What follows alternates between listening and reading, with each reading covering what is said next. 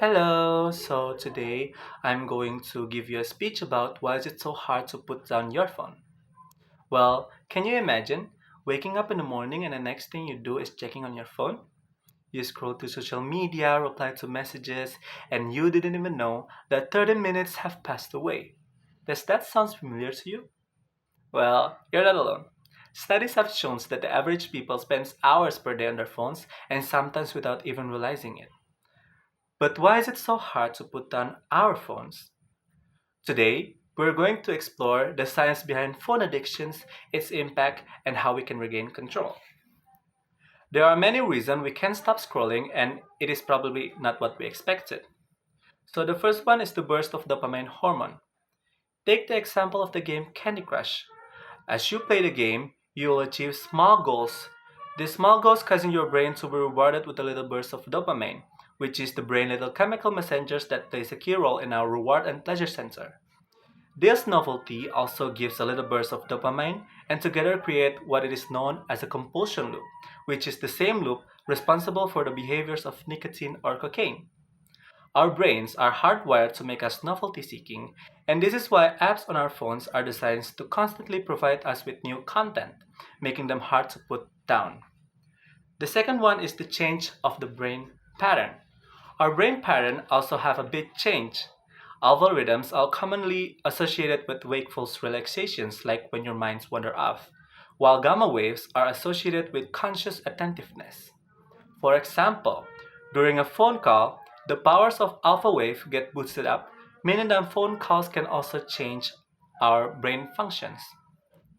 The third one is the melatonin hormone. Phone can also disrupt your sleep. The screen emits a blue light, which has been shown to alter our circadian rhythms, diminishing the time spent in deep sleep, which is linked to the development of diabetes, cancers, and obesity. Studies have shown that people who read on their smartphone at night have a harder time falling asleep and produce less melatonin, which is a hormone responsible for the regulations of sleep-wake cycles. So Harvard Medical School advises the last 2 to 3 hours before bed be technology free. So pick up a book before bed instead. The last but not least, the last one is FOMO.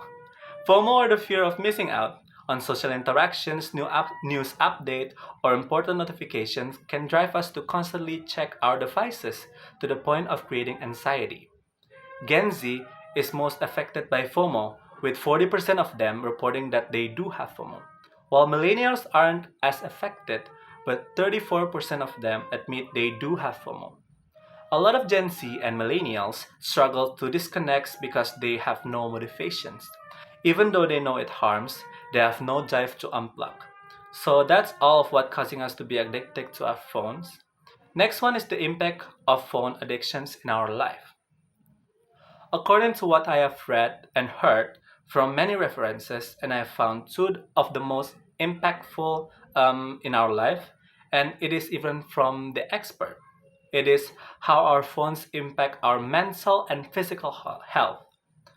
Dr. Scott Lyons, licensed psychologist, explains that the attachments to our phones can create a rift, which is a sort of digital barrier that separates us from genuine connections. In personal life, it can lead to moments where we are physically present but emotionally absent, missing the nuances of face to face interactions.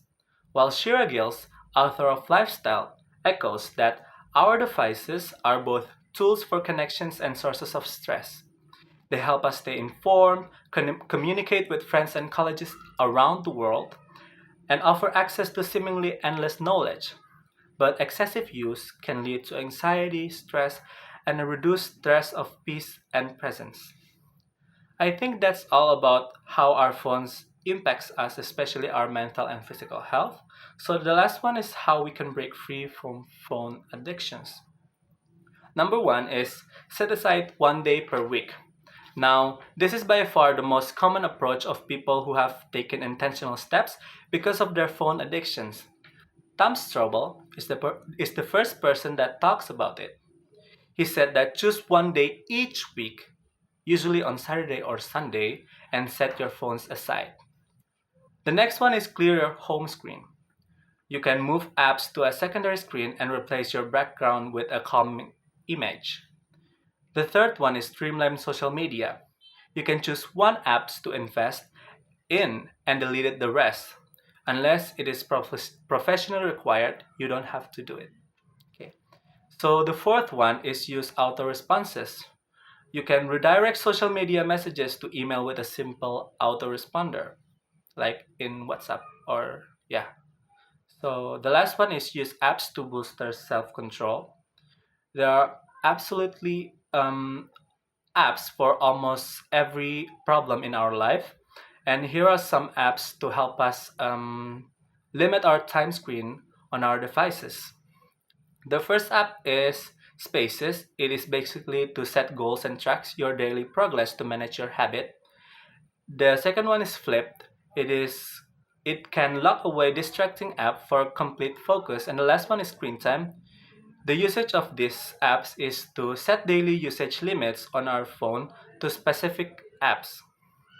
So about all that I said, that phone are a far, phone are powerful tools, but don't let them control us. While technology connects us all, it's essential to get time limits and be mindful of a time screen.